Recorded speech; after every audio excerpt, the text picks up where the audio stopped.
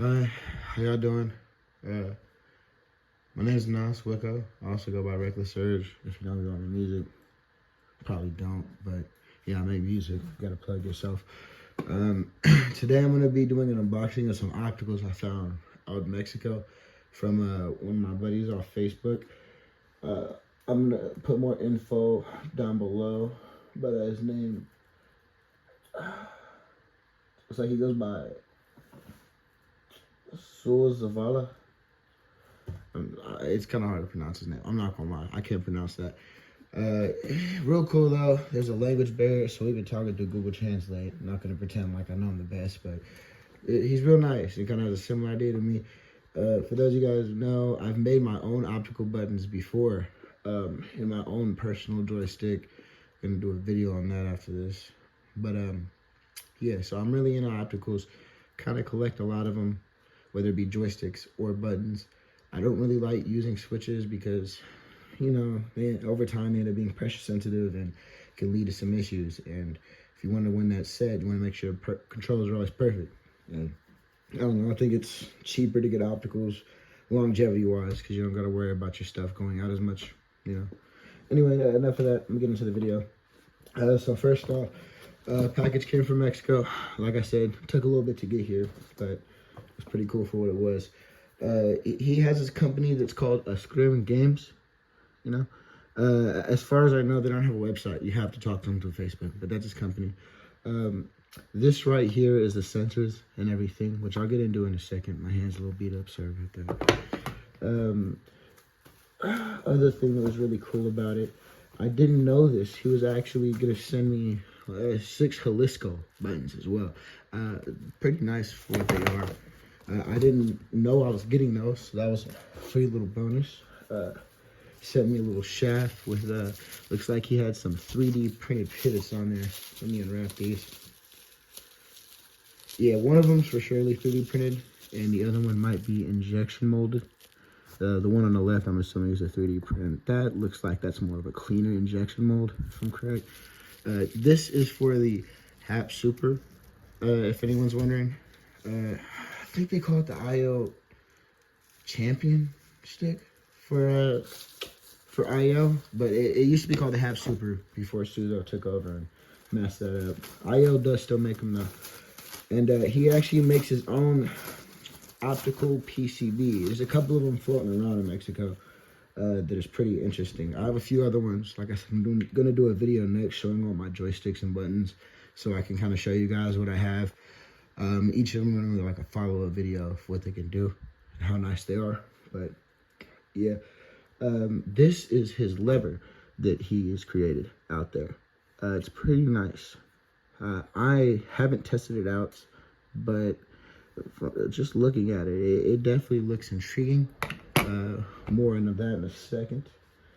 And he sent me some mounting hardware as well for everything with Allen keys, just so I can go ahead and mount my PCBs or if I have to handle anything. Assuming that's going to need that tool. And last but not least, these little guys, which I was very excited for, if I can get it to focus. So I don't know if you guys can see right there. See when my finger's pointing and there's nothing there? That's just something you love to see. Let me go grab another button so I can kind of explain better. Ooh. Sorry for the audio quality, by the way. I don't have a good mic. I'm recording this on an iPhone. Switch. Here's one. Alright, I'm back, y'all. Sorry about that. So typically, what a button normally looks like, take it apart. You have the micro switch and the button. You always hook this higher end to the higher end on that, right? And you go ahead, have to bend those usually to get it in there, pop in, and then you see when you press, that nub presses down on the red nub. This plunger presses down on that, so I can get a little bit more in there. This is what actuates your switch, this nub right here.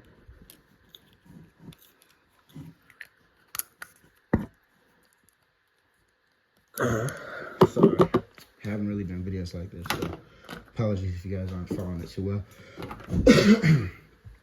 Now, if you look, you can already kind of see the difference. First off, yes, these are the long ones. These are Jalisco's, but Jalisco buttons aren't that bad. I've had some experience with them. I kind of enjoy them. It's a hit or miss. Not everyone likes them, but I like them because I could put them in my Japanese sticks, you know, and it still feels American.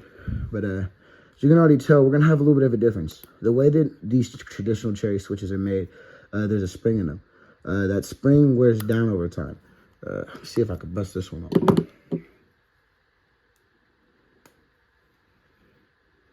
Yeah, there you go. There you go. So if you notice, this is all literally just a spring system, right? If you know on normal like Sanwa buttons or Kwambas, it's a lot different, right?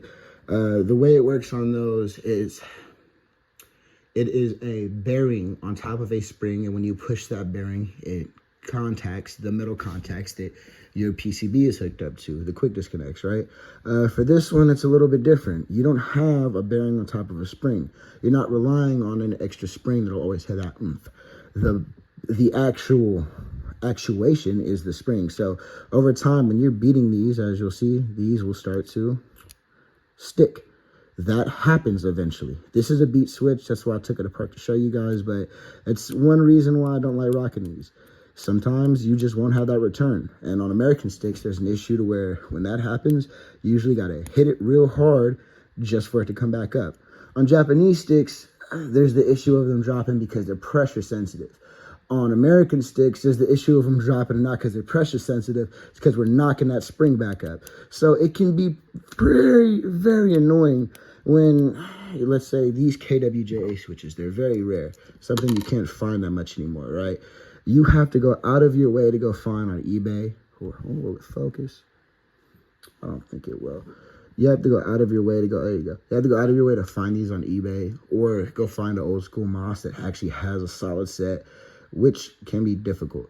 Me personally, I love these. They're probably my favorite switches. I like them more than the new DX44s, which are the black ones, but they're hard to find, and sometimes you will just get defects. That's the stuff. That's the one issue about a lot of these older parts in the American community. There's defects. Doesn't matter how good they are, how reliable, there's always going to be some issue. I've had NOS workouts that I've gotten that were, whoa. I could still salvage some parts out of it, but molds back in the day weren't the best. And just in general, you know, if you have a bag of 30 switches sitting just compressed for like, what, 5-10 years, you can already imagine one or two of these are going to take a beating, and that will definitely screw you up if you buy a pack of 10. So I gotta try to stay away from them. Now into the meat and potatoes. Enough of me blabbing. We're 8 minutes into this. This is what has me really excited. First off, like I said, nice little box he had. It's made of wood. I don't know if it's used wood glue or what, but yeah, that was a nice little presentation that came in the box. Each of these are individual. I think they're Omron sensors. The ones that me and Jamston made go off Omron sensors. When I was looking at the catalog for them, this was a type in there, but a lot of people make Omron clones as well. So this may be a clone. Only reason why I say that is because it has that slit in the center, and a lot of the Omrons that I saw tend to have like a IR glass, like a remote or something, if you know what I'm talking about. But yeah, so I ordered a set of 6 of these. Fun little fact about them, they don't fit normally like on a normal button. You do have to modify your button a little bit, just like any optical so far that I've encountered, especially these homemade ones if you want to do it. These are actually trimmed a little bit. It's kind of hard to tell. It's very little, and to be honest, you could definitely get away with doing this and then still using these buttons for micro switches, but you just have to trim the top ever so slightly so this can fit in there. Because if you guys see, that's kind of already a really tight fit. It's not really a lot of wiggle room. You get what I'm saying? Any more on there doesn't necessarily want to fit. I tried a few ways. I tried mounting it and then putting this through there, but it just wouldn't work. You have to cut it. Like, let me show you what I'm saying. I tried doing this, and it just wouldn't work. It just wouldn't work, especially with the bigger ones. As soon as I trimmed them, yeah, I was already making buttons, so I already have a bunch of IOs on tap. This is an issue for me, but if you're gonna end up going to track these down, I do heavily suggest you get a couple of them for backups. Let me go ahead and move these sensors out the way. I'll do a review on them next. I just kind of want to do an unboxing video to show, you know, what they have out there. I found a lot of cool stuff out in Mexico every time I go shopping. And I don't know, it's very interesting to me. This is his lever.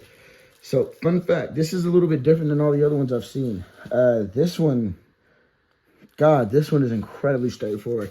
The one that I got from Arcade PCMX originally, I ended up finding a Gerber for. That one uses the whole microcontroller and everything from a Texas Instruments calculator and a few other IR receivers and stuff. You need a couple, what are they called? A couple capacitors and a couple resistors. This looks a lot more bare bones. I don't see anywhere for the microcontroller. By that, I mean, it'll be like a 29 pin chip like over here in the corner usually. And if you look, this is very cut and dry.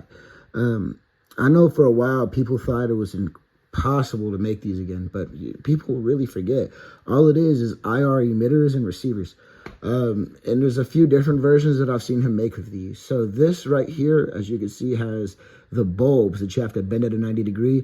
These tend to be troublesome if you don't know what you're doing. So him, I have faith in. I'm still going to test this out. I haven't tried it yet, but just from the reviews I've heard of from him, I'm pretty sure this will be all right. But the old school P360s, a lot of people would complain about the diagonals. This was the issue. Like I said, you have to bend that to get the correct angle. As you can see, they're not in there just like that normally. He has to force that angle. He has to make sure everything is calibrated by hand. And the old school P360 sensors were very similar. It's kind of why I like the optical a lot. They use 90 degree sensors. It's very hard for that to get messed up. You would need to like literally be messing around with something with a soldering iron that you shouldn't have. And Lord, that is dangerous. Optical is a work of art. On top of that, the other one that I have from Arcade PCMX also uses 90 degrees. I'll see if I can link some pictures of that down below. But yeah, apparently I don't have the screws yet, but this just goes ahead and mounts on there. It does look beautiful, you know. I'm going to go ahead and check this out in a little bit, but I'm intrigued. And for anyone that's wondering, this is actually based off that Super, like I was telling you. See if I can find it real quick.